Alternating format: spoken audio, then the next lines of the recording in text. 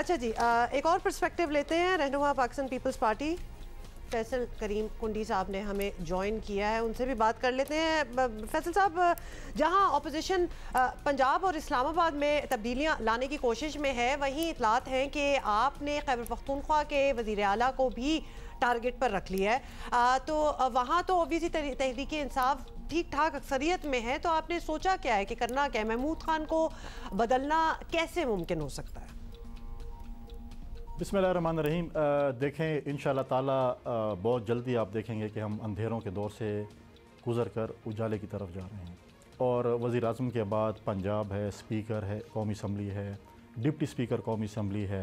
हम इंतज़ार में हाई कोर्ट के डिसीजन पे, जो यूसुफ रज़ा गिलानी साहब हाई कोर्ट इस्लामाबाद में गए हुए हैं, कि उनका क्या फ़ैसला आता है। हमें उम्मीद है कि हाई कोर्ट का फ़ैसला हमारे फेवर में आएगा। अगर नहीं आता तो अपोजिशन ने फ़ैसला किया है और फ़ैसला करेंगे बैठ कर कि हम चेयरमैन सेनेट और डिप्टी चेयरमैन सेनेट के ख़िलाफ़ भी अदम एतमाद की तहरीक लेंगे। और खैबर पख्तूनख्वा में भी इंशाअल्लाह ताला आप देखेंगे कि अदम एतमाद की तहरीक आ रही है। 45 मेंबरान हैं PTI के जो इस हुकूमत से खफा हैं, जो महमूद खान से खफा हैं और बिल्कुल तैयार बैठे हैं प्रेस कॉन्फ्रेंस के लिए। और जब भी हमने उनको कहा, जिस वक्त भी हमने कहा, वो प्रेस कॉन्फ्रेंस करने को तैयार है। तो इंशाअल्लाह ताला आप खैबर पख्तूनख्वा में भी तब्दीली देखेंगे, पंजाब में भी देखेंगे, मरकज़ में भी देखेंगे और प्रेसिडेंसी में। पंजाब में तो मेक सेंस कि हम देखेंगे, लेकिन कुंडी साहब 45 मेंबराना आपने कहा महमूद खान से खफा आए, वो बिल्कुल प्रेस कॉन्फ्रेंस के लिए तैयार बैठे हैं। दूसरा मरला जो इंतखाबी नताइज का है, आई वंडर, उसमें PTI डोमिनेट कर रही है, तो उसका क्या असर होगा इन 45 मेंबरान पे? आप ये भी बता दीजिए कि अगर आपको चलना होगा, कोई मुहिम जोई करनी होगी अगर KP में, तो आपको JUI के साथ चलना होगा और आप लोग बिल्कुल ही अननेचुरल अलायंस हैं। तो क्या इतना कॉन्फिडेंस बिल्ट हो गया है दोनों जमातों में कि भाई आगे कोई वर्किंग रिलेशनशिप बन सकता है, as in functional working relationship in KP? देखें, इस वक्त अपोजिशन की जमातें, मुख्तलिफ अपोजिशन जमातें जिनके अपना मैनिफेस्टो है, अपने नज़रियात हैं, जो कि आपस में नहीं मिलते हैं। आपने पीपल्स पार्टी और JUI की बात की, बिल्कुल ठीक है।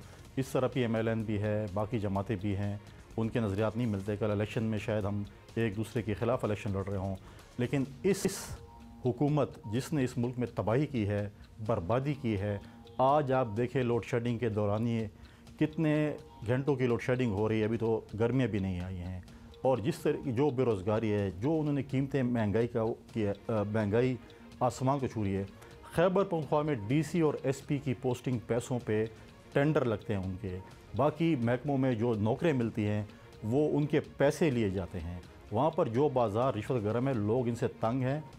इसलिए हम इंशाअल्लाह ताला तब्दीली लेके आ रहे हैं। हर पार्टी की नज़र अपनी जगह पे है, लेकिन इनको तब्दील करके हमारा पहला ही एजेंडा है। चेयरमैन बिलावल भुट्टो ज़रदारी साहब ने यही कहा है कि हम इलेक्टोरल रिफॉर्म्स करेंगे और फिर हम इलेक्शन की तरफ जाएंगे।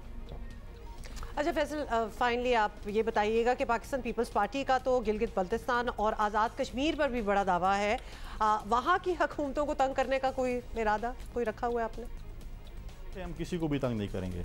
आप खुद तब्दीली देख रहे होंगे, हम नहीं कहेंगे। गिलगित से भी प्रेस कॉन्फ्रेंसें आएंगी, कश्मीर से भी प्रेस कॉन्फ्रेंसें आएंगी, बहुत सी चीज़ें होने वाली हैं।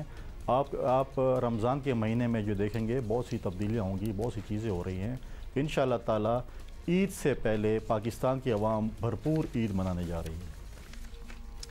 राइट, बहुत बहुत शुक्रिया फैसल करीम कुंडी, रहनुमा पाकिस्तान पीपल्स पार्टी। तो दोनों पार्टियां जो हैं बड़ी पुरएतमाद है। ऑब्वियसली किसी चीज़ के लिए वो लोग स्ट्रगल कर रहे थे, तो उनको फाइनली मिल गया, और कोई भी हो तो खुशी तो उसको होगी। क्रिकेट की थोड़ी बात हो जाए, लेकिन साथ साथ मुझे कुछ ट्वीट्स आ रहे हैं अब्दुल्ला, बड़ी ऑफेंसिव किस्म के ट्वीट्स हैं। We are very used to, मतलब why are you surprised on offensive tweets? बहुत ज़्यादा आ जाते हैं लोग, बड़े ही राइल अप हो जाते हैं। और किसी ने लिखा है तुम दोनों को कितने एक्स्ट्रा पैसे मिलते हैं खान साहब के खिलाफ बोलने के लिए। Just saying, I want two point it out here, हमने हर हुकूमत में यहाँ बैठ के काम किया हुआ है। मतलब जब हम किसी और हुकूमत थी तो वहाँ से भी हमें इस किस्म की ट्वीट्स आती थी। अब इधर आप लोग बैठे हुए हैं तो आप लोगों से भी आ रही हैं। ये सिलसिला कब ख़त्म होगा?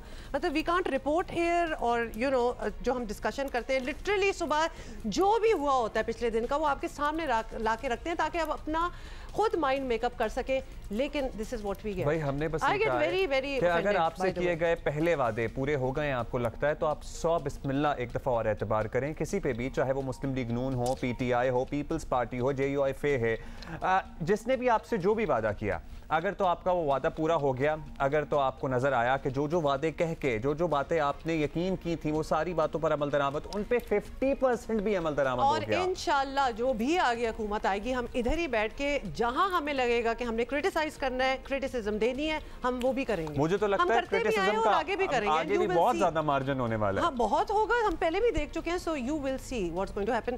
प्लीज ये ट्वीट्स ना करें, और कंस्ट्रक्टिव क्रिटिसिज्म होनी चाहिए, और सबका मकसद यही होता है कि हम सब पाकिस्तानी हैं, हम सब मुहिब्बे वतन पाकिस्तानी हैं, पाकिस्तान के हक में जो बेहतर होगा हम उसे हाईलाइट करेंगे। आज की कल की वजीर आजम की स्पीच में जो पॉइंट्स बनते थे, जो वैलिड थे, जैसे कि मैंने आते ही कहा कि उनका बिल्कुल सही पॉइंट है कि अगर उनके साथ लोग नहीं चल रहे थे, नहीं मान रहे थे, तो पहले आप रिजाइन कर देना चाहिए। छोड़े, आप किस बहस में पड़ गई।